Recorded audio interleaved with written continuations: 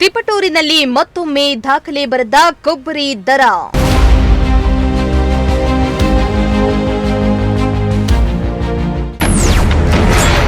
₹32,000 ಗಡಿ ದಾಟಿದ ಕ್ವಿಂಟಾಲ್ ಕೊಬ್ಬರಿ.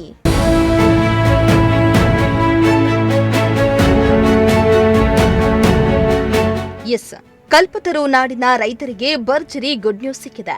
ತಿಪಟೂರು ಎಪಿಎಂಸಿ ಮಾರುಕಟ್ಟೆಯಲ್ಲಿ ಉಂಡೆ ಕೊಬ್ಬರಿ ದರ ಮತ್ತೊಮ್ಮೆ ಹೊಸ ದಾಖಲೆಯನ್ನ ನಿರ್ಮಿಸಿದ್ದು ರೈತರ ಮೊಗದಲ್ಲಿ ಮಂದಹಾಸ ಮೂಡಿಸಿದೆ. ನಿನ್ನೆ ನಡೆದ ಹರಾಜಿನಲ್ಲಿ ಕ್ವಿಂಟಾಲ್ಗೆ ಗರಿಷ್ಠ ₹32,218 ಕೊಬ್ಬರಿ ಮಾರಾಟವಾಗಿದ್ದು ಇದುವರೆಗೆ ಇದ್ದ ಎಲ್ಲ ದಾಖಲೆಗಳನ್ನು ಮೀರಿಸಿದೆ.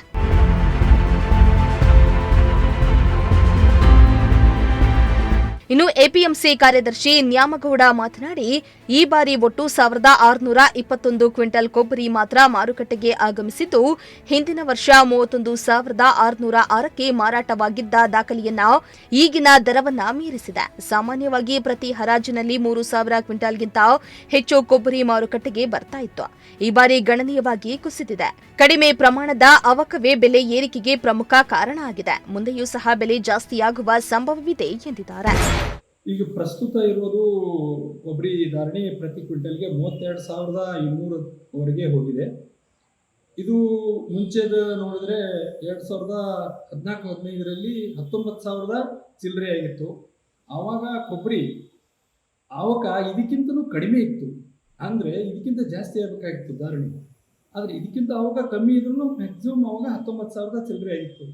ಇವತ್ತು ಕೊಬ್ಬರಿ ಧಾರಣೆ 32,200ವರೆಗೆ ಹೋಗಿದೆ. ಇದು ಇತಿಹಾಸದಲ್ಲಿ ಇದೆ, ಫಸ್ಟ್ ಟೈಮು. ಇನ್ನೂ ಜಾಸ್ತಿ ಆಗೋ ಸಂಭವ ಇದೆ.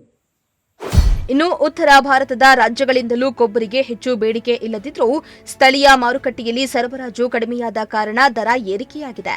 ರೈತರ ಬಳಿಯಲ್ಲಿಯೂ ಕೊಬ್ಬರಿ ದಾಸ್ತಾನು ಕಡಿಮೆಯಾಗಿರುವುದು ಇದರ ಮೇಲೂ ಪರಿಣಾಮ ಬೀರಿದೆ. ಈ ವರ್ಷ ಆರಂಭದಲ್ಲಿಯೇ 31,000 ಗಡಿ ದಾಟಿದ ಕೊಬ್ಬರಿ ದರ ಇದೀಗ 32,000 ದಾಟಿ ಹೊಸ ಮಟ್ಟವನ್ನ ತಲುಪಿದೆ. ಸಾಮಾನ್ಯವಾಗಿ ಜೂನ್ನಿಂದ ದೀಪಾವಳಿ ವೇಳೆಗೆ ದರ ಏರಿಕೆಯಾಗುವ ವಾಡಿಕೆ ಇತ್ತು. ಆದರೆ ಈ ಬಾರಿ ಅವಧಿಗೂ ಮೊದಲೇ ದರ ಏರಿಕೆಯಾಗಿದೆ. ಸೋಮವಾರ ಮತ್ತು ಗುರುವಾರ ಟೆಂಡರ್ ಚಾಲ್ತಿ ಇರುತ್ತೆ. ಈಗ ಸಪೋಸ್ ಸೋಮವಾರ ಬಂದು ಕೊಬ್ಬರಿ, ಮಂಗಳವಾರ ಟೆಂಡರ್ ಆಗಲ್ಲ, ಬುಧವಾರ ಟೆಂಡರ್ ಆಗಲ್ಲ. ಮಂಗಳವಾರ ಮತ್ತು ಬುಧವಾರ ಏನು ವ್ಯಾಪಾರಸ್ಥ ಕೊಬ್ಬರಿ ಬೇಕಂದ್ರೆ ಸೋಮವಾರನೇ ಅವ್ನಿಗೆ ಎಷ್ಟು ಬೇಕೋ ಅಷ್ಟು ಟೆಂಡರ್ ಹಾಕೊಂಡು ತಗೋಬೇಕು. ಇನ್ನು ಮಂಗಳವಾರ ಬುಧವಾರ ಸಿಗಿರೋ ಒಮ್ಮೆ ಅವನು ಡಿಮಾಂಡ್ ಇದ್ದರೆ ಅವನು ಅವತ್ತೇ ತಗೋಬೇಕು, ಇಲ್ಲಾಂದ್ರೆ ಗುರುವಾರ ತನಕ ಕಾಯಬೇಕು. ಈ ಒಂದು ವ್ಯವಸ್ಥೆಯಿಂದ ಟ್ರೇಡರ್ಗೆ ಕೊಬ್ಬರಿ ನಾಳೆ ಸಿಗಲ್ಲ ಅಂತ ಗೊತ್ತಾಗುತ್ತೆ. ಅವನ ಡಿಮಾಂಡಿಗೆ ಅನುಸಾರವಾಗಿ ಅವನು ಜಾಸ್ತಿ ರೇಟ್ ಹಾಕೊಂಡು ಟೆಂಡರ್ ಹಾಕೋಕ್ಕೆ ಪ್ರಾರಂಭ ಮಾಡ್ತಾನೆ. ಈ ಒಂದು ಮುಖ್ಯ ಕಾರಣದಿಂದ ಏನಾಯಿತು, ಈ ಸ್ಪರ್ಧಾತ್ಮಕತೆ, ಕಾಂಪಿಟೇಷನ್ ಜಾಸ್ತಿ ಆಯಿತು. ಆಮೇಲೆ ರೈತರು ತುಂಬ ಸಹಕಾರ ಕೊಟ್ಟರು. ಹೇಳಿದ್ದು ಒಂದು ವಾರದಲ್ಲೇ ರೈತರು ತಮ್ಮದೆಲ್ಲ ವಾರ ಮತ್ತು ಈ ಏನೋ ನಡುವೆ ತರೋದು ಬಂದ್ ಮಾಡಿದರು, ಸ್ಟಾಪ್ ಮಾಡಿದರು. ಅವತ್ತಿನಿಂದ ಏನಾಯಿತು, ಆ ಒಂದು ಸಹಕಾರದಿಂದ ಸೋಮವಾರ ಮತ್ತು ಗುರುವಾರ 2 ದಿವಸ ಟೆಂಡರ್ ಐತೆ ಅಂತ ಗೊತ್ತಾದ ಮೇಲೆ ವ್ಯಾಪಾರಸ್ಥರು ಕೂಡ ಅವತ್ತೇ ಜಾಸ್ತಿ ಕೊಬ್ಬರಿ ತಗೋಬೇಕು ನಾವು, ಇಲ್ಲಾಂದ್ರೆ ನಮಗೆ ಕೊಬ್ಬರಿ ಸಿಗಲ್ಲ ಅನ್ನೋದು. ಈ ಒಂದು ಕಾಂಪಿಟೇಷನ್ ಏನು ಕ್ರಿಯೇಟ್ ಆಯಿತು, ಅದು ಈಗ ಇನ್ನೂ ಅಷ್ಟು ಸ್ವಲ್ಪ ಶಾರ್ಟೇಜು ಕ್ರಿಯೇಟ್ ಆಯಿತು.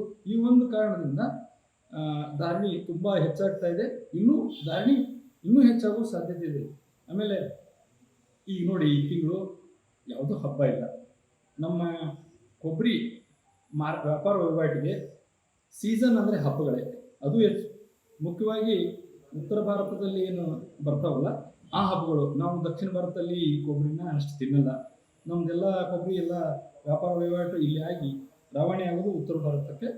ಅಲ್ಲಿ ಯಾವ್ಯಾವ ಹಬ್ಬನ ಚೆನ್ನಾಗಿ ಅವರು ಆಚರಿಸ್ತಾರೆ ಅದಕ್ಕೆ ಸಂಬಂಧಪಟ್ಟಂಗೆ ಒಂದು ವಾರ ಮುಂಚೆ ಇಲ್ಲಿ ಸೀಸನ್ ಆಗುತ್ತೆ. ಈ ಒಂದು ಕಾರಣದಿಂದ ಆ ಹಬ್ಬ ನೋಡಿಕೊಂಡು ನಾವು ಪ್ಲ್ಯಾನ್ ಮಾಡಬೇಕಾಗುತ್ತೆ ರೈತರುಗಳು. ಅದಕ್ಕೆ ಈಗ ನೋಡಿ, ಈಗ ಅರೈವಲ್ಸು ತುಂಬ ಕಮ್ಮಿ ಇದೆ. ಅರೈವಲ್ಸ್ ಕಮ್ಮಿ ಯಾಕಿದೆ ಅಂದರೆ ಉತ್ತರ ಭಾರತದಲ್ಲಿ ಆ ಹಬ್ಬಗಳು ಯಾವುದೂ ಇಲ್ಲ. ಇನ್ನೊಂದು ತಿಂಗಳಿಗೆ ಮತ್ತೆ ಅರೈವಲ್ಸ್ ಜಾಸ್ತಿ ಆಗುತ್ತೆ, ಯಾಕಂದರೆ ಉತ್ತರ ಭಾರತದಲ್ಲಿ ಹಬ್ಬನೂ ಜಾಸ್ತಿ ಆಗುತ್ತೆ. ಆಮೇಲೆ ಮಳೆಗಾಲ ಪ್ರಾರಂಭ ಆಗೋದ್ರಿಂದ ಸ್ವಲ್ಪ ಸೆಕೆ ಕಮ್ಮಿ ಆದರೆ ಕೊಬ್ಬರಿನ ಜಾಸ್ತಿ ತಿಂತಾರೆ. ಇದನ್ನೆಲ್ಲ ಗಮನದಲ್ಲಿಟ್ಟುಕೊಂಡು ರೈತರು ಟೆಂಡರ್ ದಿನಗಳನ್ನು ಗಮನದಲ್ಲಿಟ್ಟುಕೊಂಡು ಯಾವುದೇ ಈ ದಾರಿ ತಪ್ಪಿಸೋ ದಲ್ಲಾಳರು ಅವ್ರ ಮಾತು ಕೇಳದೆ ತಮಗೇನು ಸರಿ ಅನ್ನಿಸ್ತದೆ ಆ ಪ್ರಕಾರ ಅವರು ಮಾರ್ಕೆಟ್ಗೆ ಕೊಬ್ಬರಿ ತಂದು ವ್ಯಾಪಾರ ವಹಿವಾಟು ಮಾಡ್ಕೋಬೇಕು. ಮತ್ತು ಹೊರಗಡೆ ಯಾರು ದಯಮಾಡಿ ವ್ಯಾಪಾರ ಮಾಡಬೇಡಿ, ಯಾರಿಗೂ ಮಾರಬೇಡಿ. ಯಾಕಂದರೆ ಅದು ಕಾನೂನಿನ ಪ್ರಕಾರ ತಪ್ಪು.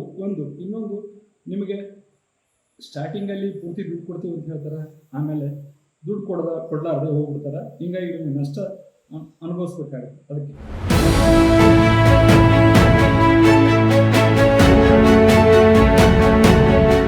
ಒಟ್ಟಾರೆ ಕೊಬ್ಬರಿ ದರದಲ್ಲಿ ಉಂಟಾದ ಈ ಏರಿಕೆ ತೆಂಗು ಬೆಳೆಗಾರರಲ್ಲಿ ಸಂತಸ ಮೂಡಿಸಿದ್ದು, ಮುಂದಿನ ದಿನಗಳಲ್ಲಿ ದರ ಇನ್ನಷ್ಟು ಏರಿಕೆಯಾಗುವ ಸಾಧ್ಯತೆ ಇದೆ ಎಂಬ ನಿರೀಕ್ಷೆ ವ್ಯಕ್ತವಾಗ್ತಾ ಇದೆ. ಕಿರಣ್, ಪ್ರಜಾಶಕ್ತಿ ಟಿವಿ, ತಿಪಟೂರು.